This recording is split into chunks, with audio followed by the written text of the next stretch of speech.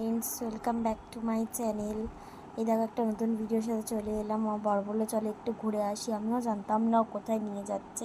এই দেখো আমার মেয়ে আমার বরের সামনে বসে আছে চুপ করে। একটু পরে আমার কাছে চলে আসবে পেছনে। ওই একটুখানি বাড়ির সামনেটুকু একটু সামনে বসতে বায়না করে। তো ওই দেখো যাচ্ছি, চলে এসেছি হচ্ছে লস্যিবিতে আইসক্রিম খেতে। এই দোকানটা খুব সুন্দর বানায় দেখো।